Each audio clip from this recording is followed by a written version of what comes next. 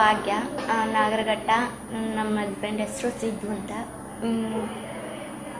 ನಾನು ಅಂದ್ಕೊಂಡಿರೋ ಕನಸು ಏನಂತಂದರೆ ಜಿಲ್ಲಾ ಪಂಚಾಯತ್ ಮೆಂಬರ್ ಆಗಬೇಕು ಅಂದ್ಕೊಂಡಿದ್ದೀನಿ. ಮತ್ತು ಯಾವ್ದಾದ್ರು ಡಲ್ಲಿ ಫ್ಯಾಮಿಲಿ ಇರುತ್ತಲ್ವ, ಮತ್ತು ಯಾವ್ದಾದ್ರು ಚರಂಡಿ ವ್ಯವಸ್ಥೆ ಆಗಲಿ, ಮತ್ತು ಯಾವ್ದಾದ್ರು ಕುಟುಂಬಕ್ಕೆ ಒಂದು ಉಪಕಾರ ಮಾಡೋದಾಗಲಿ ಮಾಡಬೇಕು ಅಂದ್ಕೊಂಡಿದ್ದೀನಿ. ಮತ್ತು ಸರ್ಕಾರಕ್ಕೆ ಸೇರ್ಕೊಂಡಾದ್ಮೇಲೆ ಯಾವುದೇ ಒಂದು ಕೆಳವರ್ಗದವರ ಇವರಿಗಾಗಲಿ, ಮತ್ತು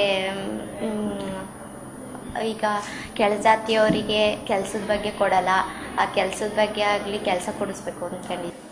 ಅನಾಥಾಶ್ರಮಗಳಲ್ಲಿ ಅನಾಥ ಮಕ್ಕಳಿರ್ತಾವಲ್ಲ, ಅವಕ್ಕೊಂದು ಸ್ವಲ್ಪ ಉಪಯೋಗ ಮಾಡಬೇಕು ಅಂದ್ಕೊಂಡಿದ್ದೀನಿ.